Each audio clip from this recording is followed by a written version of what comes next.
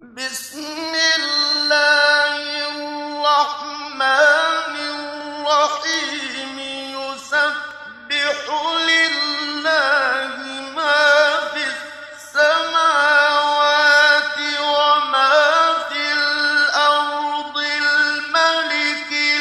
القدوس العزيز الحكيم هو الذي بعث في الأميين رسولا منهم يتلو عليهم آياته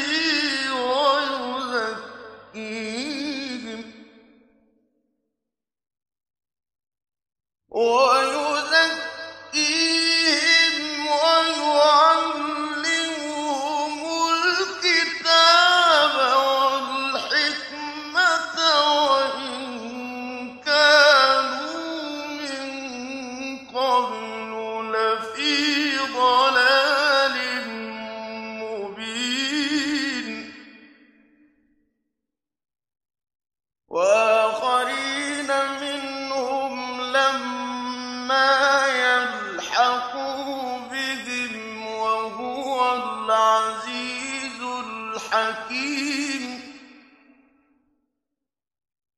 ذلك فضل الله يؤتيه من يشاء والله ذو الفضل العظيم مثل الذين حملوا التوراة ثم لم يحملوها كمثل الحمار يحمل أسفارا بئس مثل القوم الذين كذبوا بآيات الله والله لا يهدي القوم الظالمين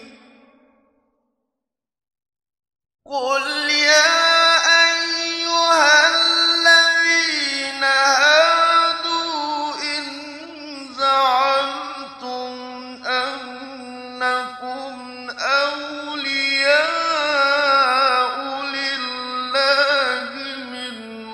دون الناس فتمنوا الموت إن زعمتم أنكم أولياء لله من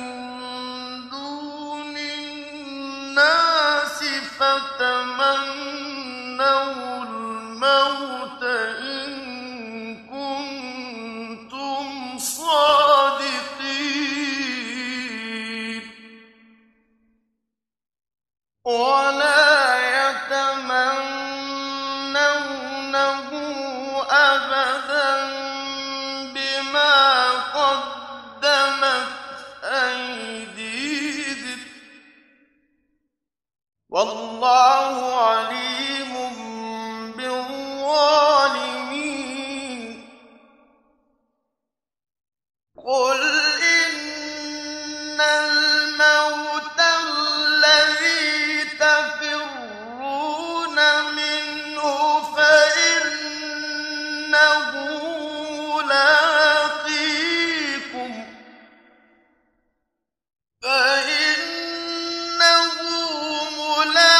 ملاقيكم ثم تردون إلى عالم الغيب والشهادة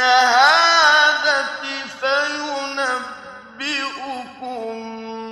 بما كنتم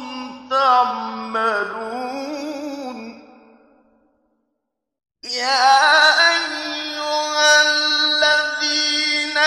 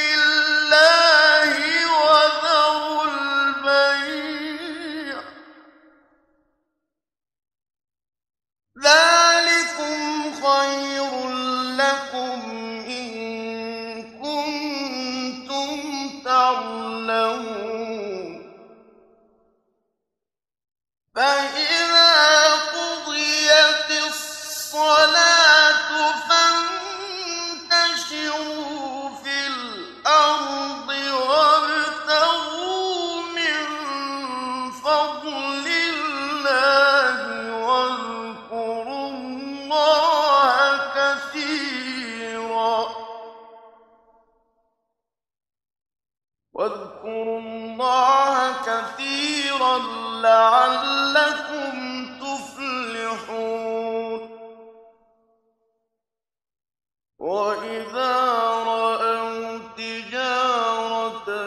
أو لهوا انفضوا إليها وتركوك قائما قل ما عند الله خير من اللهو ومن التجارة والله خير الرازقين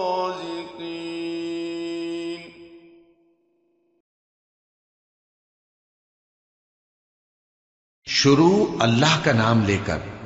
جو بڑا مہربان نہایت رحم والا ہے۔ جو چیز آسمانوں میں ہے اور جو چیز زمین میں ہے سب اللہ کی تسبیح کرتی ہے۔ جو بادشاہ حقیقی ہے، پاک ہے، زبردست ہے، حکمت والا ہے۔ وہی تو ہے جس نے ان پڑھوں میں انہی میں سے ایک پیغمبر بھیجے جو ان کے سامنے اس کی آیتیں پڑھتے اور ان کو پاک کرتے اور انہیں کتاب و حکمت کی تعلیم دیتے ہیں۔ اور اس سے پہلے تو یہ لوگ کھلی گمراہی میں تھے، اور ان میں سے اور لوگوں کی طرف بھی ان کو بھیجا ہے جو ابھی ان مسلمانوں سے نہیں ملے، اور وہ غالب ہے، حکمت والا ہے۔ یہ اللہ کا فضل ہے، جسے چاہتا ہے عطا فرماتا ہے، اور اللہ بڑے فضل کا مالک ہے۔ جن لوگوں کو تورات کا حامل بنایا گیا پھر انہوں نے اس کے حامل ہونے کا حق ادا نہ کیا،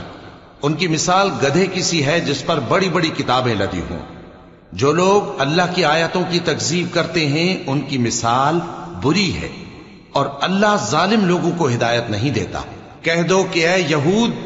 اگر تم کو یہ دعویٰ ہو کہ تم ہی اللہ کے دوست ہو اور دوسرے لوگ نہیں، تو اگر تم سچے ہو تو ذرا موت کی آرزو تو کرو۔ اور یہ لوگ ان اعمال کے سبب جو یہ کر چکے ہیں ہرگز اس کی آرزو نہیں کریں گے، اور اللہ ظالموں سے خوب واقف ہے۔ کہہ دو کہ موت جس سے تم بھاگتے ہو وہ تو تمہارے سامنے آ کر رہے گی، پھر تم پوشیدہ اور ظاہر کے جاننے والے مالک کی طرف لوٹائے جاؤ گے، پھر جو کچھ تم کرتے رہے ہو وہ سب تمہیں بتائے گا۔ مومنو،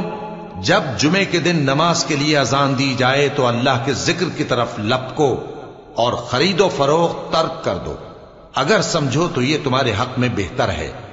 پھر جب نماز ہو چکے تو زمین میں پھیل جاؤ اور اللہ کا فضل تلاش کرو، اور اللہ کو بہت بہت یاد کرتے رہو تاکہ کامیاب ہو جاؤ۔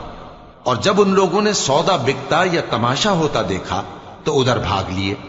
اور اے نبی صلی اللہ علیہ وآلہ وسلم تمہیں خطبے میں کھڑا چھوڑ گئے۔